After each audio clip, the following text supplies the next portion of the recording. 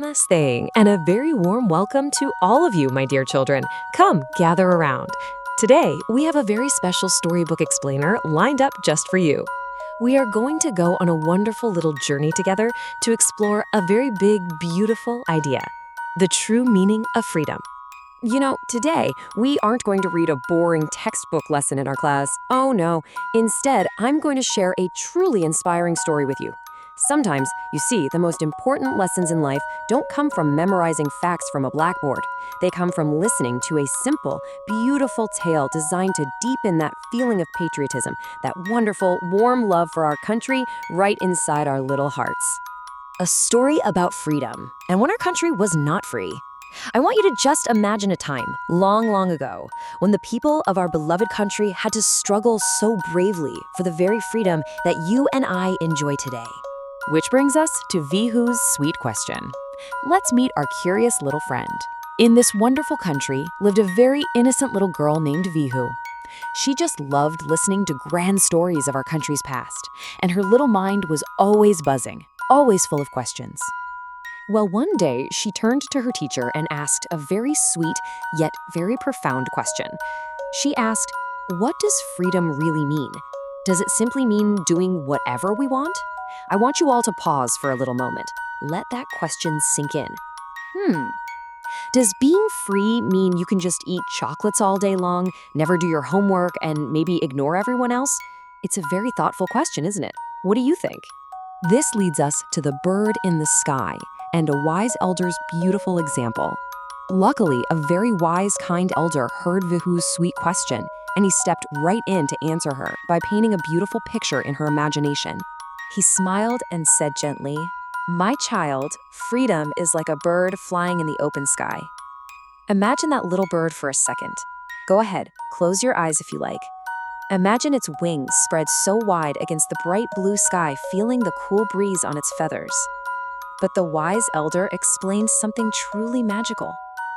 He said that just as a bird feels the beauty of the entire sky when it flies, it isn't just flying for itself. It is part of a whole, beautiful world. It doesn't bump into other birds, right? It shares the sky.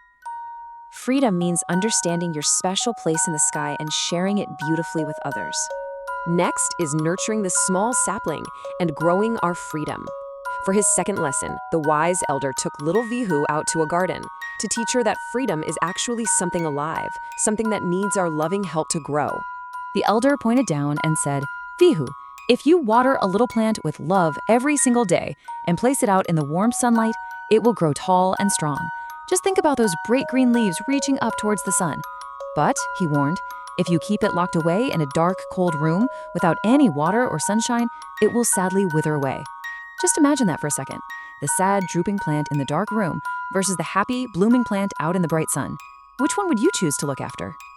The wise elder looked down at Vihu and shared this absolutely crucial point. Freedom is exactly like that little plant. We have to nurture it. We can't just put it in a corner and forget all about it. We must water it with our hard work and give it the bright sunlight of our good values. Because if we don't care for it with love, it will just wither away. Freedom is a responsibility. That is what Vihu understood that day. A bright little light bulb just went off in Vihu's head.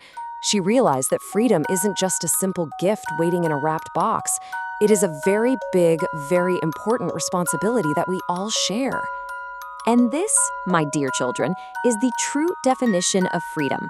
Understanding your responsibility towards yourself and the people all around you. It simply means you are free to be your absolute best self, but you also have a duty to be kind, helpful, and fair to everyone who is sharing the sky with you. So, you might be wondering, how do we show true respect for this precious freedom? Well, it's actually in our small, everyday choices.